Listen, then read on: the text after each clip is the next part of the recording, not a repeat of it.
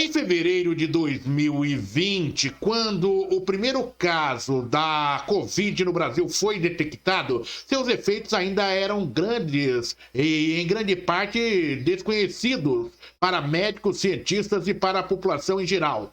Para contribuir com a construção de soluções sistêmicas para esse desafio complexo, a primeira edição da pesquisa Juventudes e Pandemias do Coronavírus apresentou em junho do ano passado um conjunto de dados e evidências com base na escuta de quase 34 mil jovens de todo o país. Mais de um ano depois, a pandemia segue se alastrando com números de infectados e de vítimas fatais, que tragicamente continuam a crescer. Para falar sobre este assunto, com grande satisfação, recebemos aqui no repórter RMS News, Luiz Salmeron. Ele que é Conselheiro Nacional de Juventude. Luiz Salmeron, satisfação imensa tê-lo conosco aqui no repórter RMS News, para que juntos possamos falar sobre este assunto, conhecemos um pouco mais sobre esta realidade. Agradeço a oportunidade e, pois é, Oliveira, temos muitos desafios, principalmente para falar sobre a pandemia e também com a nossa juventude brasileira. Obrigado pelo espaço aqui e vamos trazer essa pesquisa que foi feita aí por várias mãos e com jovens de todo o Brasil, para a gente entender um pouco o cenário do que está acontecendo e como nós podemos ajudar essa juventude, né, Oliveira? Nós que agradecemos a sua participação conosco aqui, Salmeron, para que a gente possa tentar compreender esse cenário. Eu já quero que você comece falando um pouco sobre essa pesquisa, como ela foi realizada e, em linhas gerais, o que ela detectou. Vamos lá. Oliveira, primeiro falar um pouco o porquê que essa pesquisa foi feita, né? Você abriu muito bem fazendo uma explanação que assim que surgiu o primeiro caso do Covid aqui no Brasil, nós já acompanhávamos os casos em outros países, principalmente na Europa, quando o primeiro país afetado foi a Itália, e nós do Conselho Nacional de Juventude, nessa gestão que é biênio, né? Então a gestão nossa, fomos eleitos em 2019, estamos em 2020, até o final desse ano estamos como conselheiros nacionais de juventude. E nós tomamos muito cuidado com essa questão da pandemia, porque nós tínhamos diversos programas e projetos em andamento, e grande parte deles presenciais, entre eles a Conferência Nacional de Juventude, que eu estou no grupo de formação dessa conferência, participei da conferência em 2016, lá em Brasília, e agora tem uma nova conferência que iria ser realizada nesse ano, e por isso que nós tomamos muito cuidado desde 2020 a 2021 para pensar como que essas políticas públicas, né, elas poderiam acontecer se de fato viesse a pandemia para o Brasil. Bom, isso todo mundo já sabe, a pandemia está aí, e nós já nos antecipamos, somos o primeiro órgão público, né, a se manifestar, primeiramente, a buscar dados e evidência para entender como estava essa pandemia afetando os jovens. Nós somos o Conselho de Juventude, então temos que entender, né, como que isso afeta o jovem no Brasil, e nós tomamos todo esse cuidado. A primeira pesquisa foi realizada no ano passado, em meia pandemia, nós conseguimos aí consultar mais de 30 mil jovens, e esses 30 mil jovens são de todo o Brasil. Na sua maioria, o reflexo da primeira pesquisa também, da segunda pesquisa, por sua maioria dos jovens que participaram são mulheres que se declaram entre pardas e negras. Então, quase 60% dos participantes são mulheres que se declaram pardas e negras. Essa foi a primeira consulta pública que nós fizemos, né? Então, a pesquisa ela é importante para você entender o que está acontecendo. Sem você ter indicadores, bases de dados, ter as evidências, você não consegue fazer política pública. E quem trabalha com conselho, que é voluntário, igual no meu caso, sou voluntário no conselho, você tem que entender isso e valorizar, né, a questão de você poder buscar a verdade, buscar a evidência. E nós fizemos no ano passado essa pesquisa que foi norteadora para que vários estados e também municípios pudessem entender o que estava acontecendo com seus jovens. E nesse ano nós lançamos uma nova pesquisa que, infelizmente, a pandemia agravou, né? Ainda mais com a juventude. Nós temos hoje aí um grande caso nos últimos meses que os jovens são os mais afetados, são aqueles que estão mais sofrendo com a pandemia. São jovens que eles acabaram perdendo o emprego, eles deixaram de estudar, e também são aqueles que estão sendo afetados pelo vírus. né? Então nós precisávamos saber o que estava acontecendo com essa população, e que são a juventude, né? A juventude brasileira, a gente chama que são as juventudes, porque o Brasil é imenso, né? É um país continental, e por isso a gente chama as juventudes. E nós lançamos essa nova pesquisa que nós ouvimos mais de 60 mil jovens, dobrou o número de participantes, Oliveira, e foi muito interessante os dados que nós conseguimos obter aí dessa pesquisa, viu? Você pode pontuar alguns desses dados para nosso entendimento, Salmeirão? Claro, vamos lá. Então, qual que é o objetivo da pesquisa, né? Então, nós fizemos aí um levantamento de mais de 60 mil jovens com alguns grandes parceiros, né? Nós temos alguns parceiros aqui do Conjuve, por exemplo, a Unesco, a Fundação Roberto Marinho, Mapa Educação, entre outros, que fizeram todo esse trabalho conosco para trazer aí, de fato, a veracidade dos dados, né? Foram várias mãos. O trabalho foi feito de forma voluntária, e nós trabalhamos com 4 eixos, né? As perguntas foram todas em torno de 4 eixos norteadores. O primeiro eixo foi saúde, o segundo eixo foi trabalho e renda, e o terceiro eixo, educação, e o último, não menos importante, a vida pública, como que esse jovem se relaciona. Então, as perguntas elas foram feitas primeiro no eixo da saúde, né? Trazendo um exemplo para você aqui, Oliveira.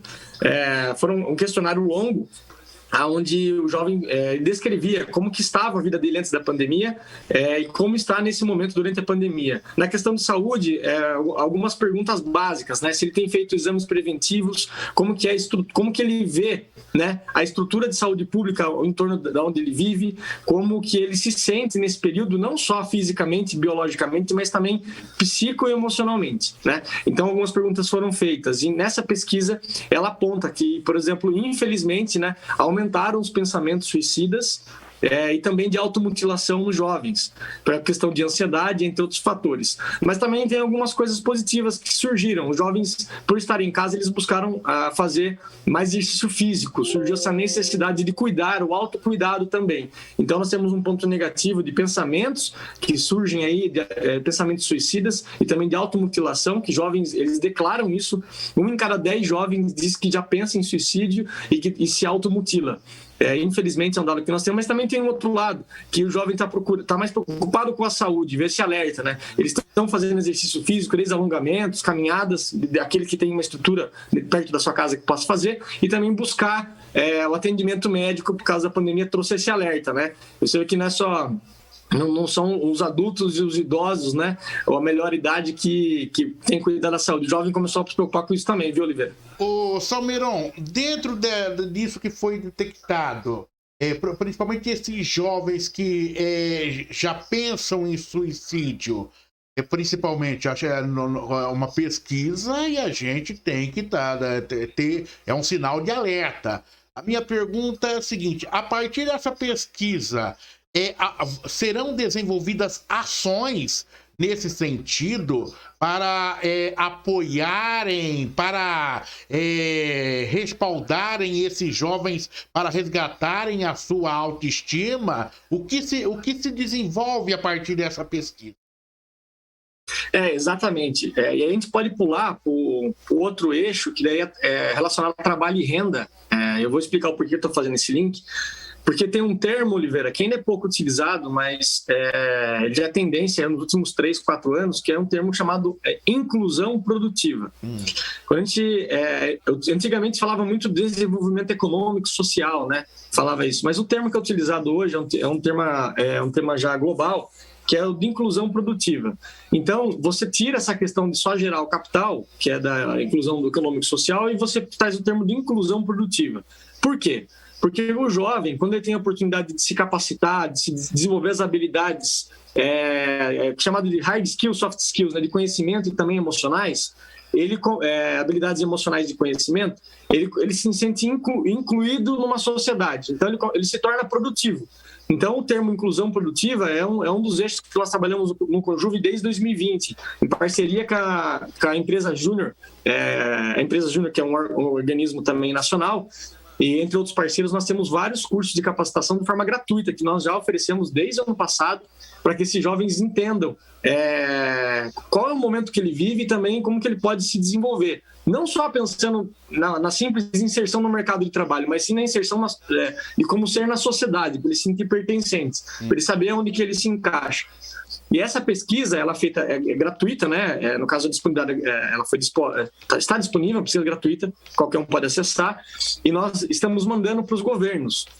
Por exemplo, o Estado de São Paulo, nós fizemos uma parceria com o governo do Estado de São Paulo, com a Intermediei, e a Subsecretaria de Juventude do Estado acabou de fornecer agora, que foram 2 meses de curso, um curso para gestores municipais de política pública de juventude, para exatamente entender como que o município pode atuar. E dos 645 municípios, nós tivemos mais de 400 municípios inscritos, eu participei nessa formação, nessa capacitação. Vários municípios aqui, agora falando dentro do eixo, né, da RMS, participaram também, gestores de Capela do Alto, de Sorocaba, Votorantim, Salto de Pirapora, Boituva, que tem uma Secretaria de Juventude. Até deixo um abraço para o Felipe, que é o secretário lá. Então, nós fizemos essa capacitação. Para quê, Oliveira? Essa pesquisa ela é importante, que ela traz um indicador. Se é importante a gente cuidar desse jovem que está com esse problema, vamos colocar ele como prioridade. Mas como que a gente faz isso? Entendendo a realidade local. Porque as pessoas moram na cidade. Por nós estarmos num conselho nacional, é muito ampla a pesquisa. E às vezes a realidade do jovem que está aqui em Sorocaba é diferente, com certeza, o jovem que está no Acre, no Tocantins, né? É muito diverso. A pesquisa vem para isso, para dar base nessas questões. Em Sorocaba, vocês já criaram um canal com a prefeitura? Nesse momento, né, hoje, está passando na Câmara dos Vereadores a reestruturação do Conselho Municipal do Jovem. Em 2015, eu fui conselheiro municipal de juventude, foi onde eu tive a inserção, né, na política pública de juventude, de fato, para transformação, para a política pública. Né? Então, eu fui conselheiro de juventude, tivemos várias ações legais aqui em Sorocaba, e, infelizmente, esse conselho, depois de 2017, ele foi desativado e até hoje ele não tem nenhuma movimentação. Por questões políticas, eu não sei, né, não estou na gestão, às vezes por falta de prioridade. A juventude, nos últimos anos, ela não foi levada aí como que eu posso dizer aí, digamos, como a prioridade mesmo do governo, né, dos governos que passaram. E aí, tanto o Conselho quanto a Coordenadoria de Juventude acabaram aí ficando, ao meu ver, subutilizados, né? E Sorocaba, Oliveira, aqui já teve até uma Secretaria de Juventude, né? Finalizando, essa pesquisa está disponível? Está disponível. Então, quem quiser ter acesso à pesquisa, pode entrar no Juventudes e a Pandemia. Coloca no Google, você vai achar. E também quem quiser saber mais sobre a pesquisa e quiser conversar conosco, todos os meus canais são Luiz Salmeron, como está o nome aqui, @Luiz Salmeron, tanto no Facebook quanto no Instagram. E eu me coloco à disposição para falar um pouco mais. Tem muitos dados, são 94 páginas, viu, Oliveira? E eu agradeço você essa oportunidade de estar aqui falando sobre o tema. É um tema muito importante. Desde a pessoa, essa pesquisa é tão interessante que desde a pessoa que ela trabalha com o setor público ou a pessoa que trabalha numa organização do terceiro setor, ou que ela trabalha com jovens no setor privado, é importante entender qual é a tendência de futuro, né, Oliveira? O que os jovens estão querendo. Então tem muito dado importante aqui. A tendência é o que vai acontecer com o mercado, como que esses jovens vão se comportar. Então é muito importante. A pesquisa foi feita a várias mãos.